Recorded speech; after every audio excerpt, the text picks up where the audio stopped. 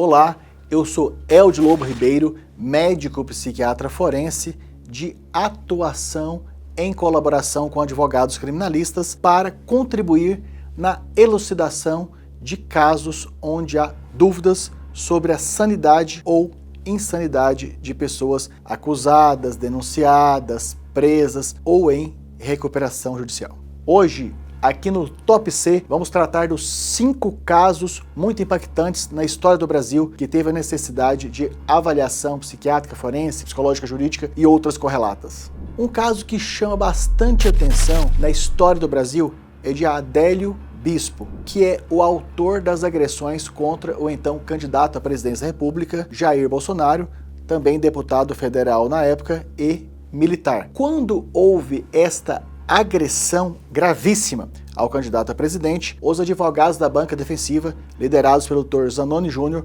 solicitaram a instauração do incidente de insanidade mental, que tinha algumas falas, comportamentos e modos de agir do Sr. Adélio que causavam dúvidas em relação à sanidade mental. Inicialmente, o juiz recusou, e daí houve a solicitação de avaliação especializada para ver se confirmava a dúvida relativo ao artigo 149 do Código de Processo Penal, se instaurou um incidente de sanidade mental e ele foi avaliado, inclusive pelos peritos da Justiça, como sendo inimputável. Por isso que, mesmo tendo cometido um crime doloso contra a vida, ou seja, perfurações com arma branca, ele foi julgado sem ir ao tribunal do júri, levando a chamada absolvição imprópria, em que, neste caso, ao invés do tribunal do júri, a pessoa é absolvida e colocada sobre tratamento compulsório, obrigatório, indiscutível para o adoecimento que causou o comportamento agressivo.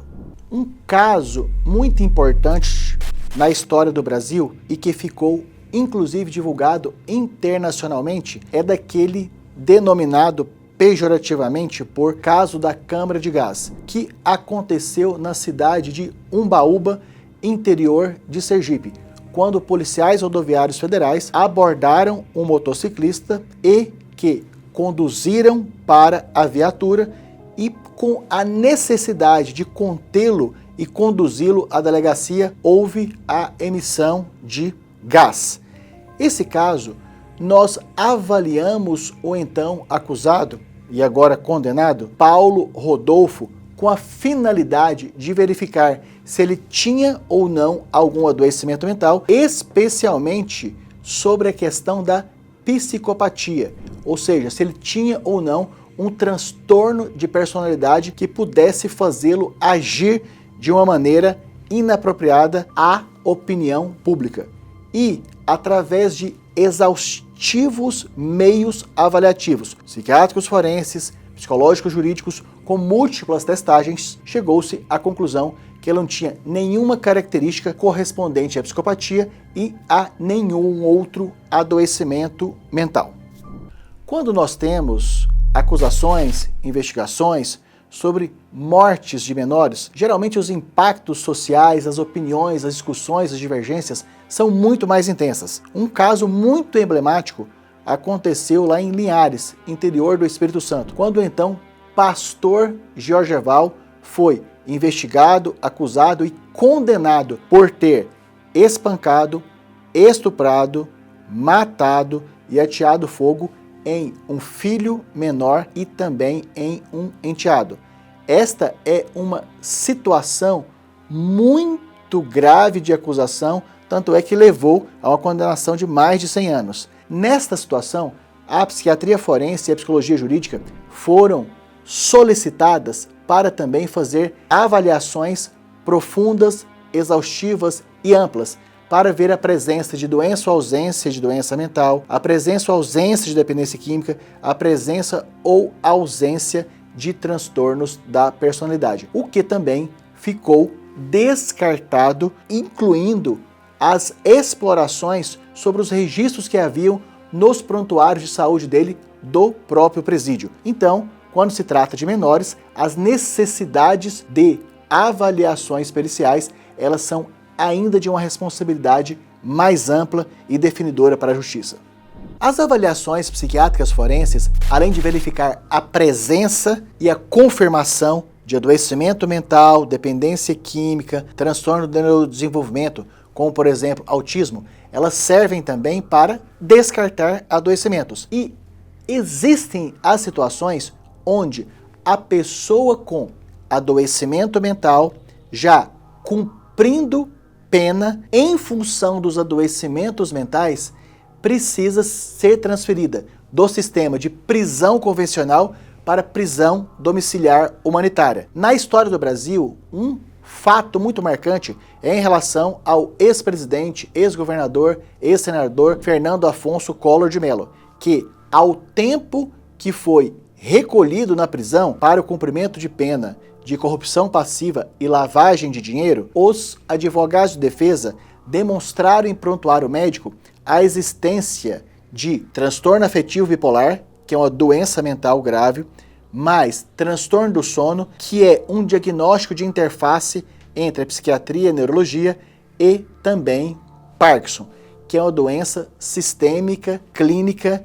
e que, especialmente em pessoa idosa, e no caso dele com 75 anos, leva a um comprometimento tanto das funções motoras, da movimentação, como também de características mentais, cognitivas, afetivas e relacionais. Esta situação, que ficou muito discutida se ele realmente tinha ou não um adoecimento ou adoecimentos graves, ficou confirmado que sim, porque quando se trata de diagnósticos psiquiátricos, neurológicos, muitas vezes eles não estão expressos, mas quando se avalia a pessoa com profundidade, verifica que existem muitas limitações que não são possíveis de serem tratadas no ambiente carcerário, e sim no ambiente doméstico, no lar. Portanto, quando se questiona, ele conseguiu esse direito porque é rico, porque é famoso, porque é importante, porque foi presidente da República? Não, foi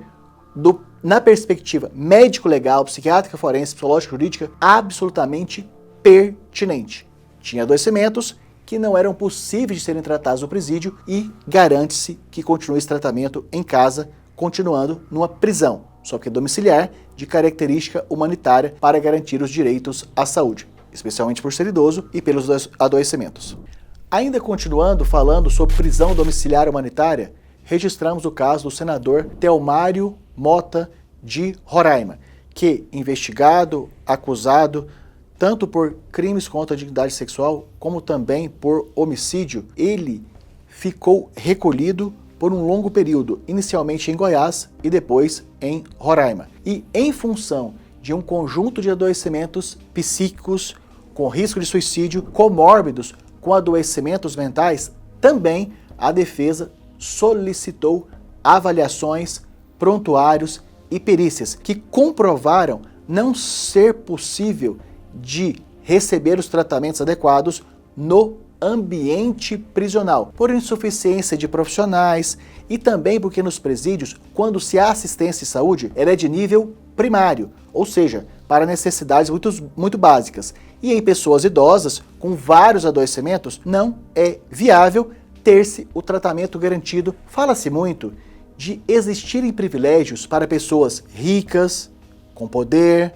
fama, gozarem de mais benefícios do que a população carcerária geral. O nosso entendimento é que o sucesso das solicitações de direitos para as pessoas presas ocorre especialmente quando se tem advogados que utilizam a lei de maneira mais apropriada e especialmente quando os direitos à saúde são abordados de maneira adequada, a correlacionar com a Constituição Federal, com a Lei 10.216 e com a Resolução 487 do Conselho Nacional de Justiça. E, obviamente, quando a pessoa tem idade acima de 60 anos, garantias especiais da idade de idoso e, para quem tem deficiência, utilizar a Lei Brasileira de Proteção das Pessoas com Deficiência. Muito obrigado por terem acompanhado mais esse conteúdo. Compartilhem, assistam os próximos episódios, porque é de interesse de todos os seus amigos e relacionamentos. Recomendo, assisto e compartilhe. Top IC.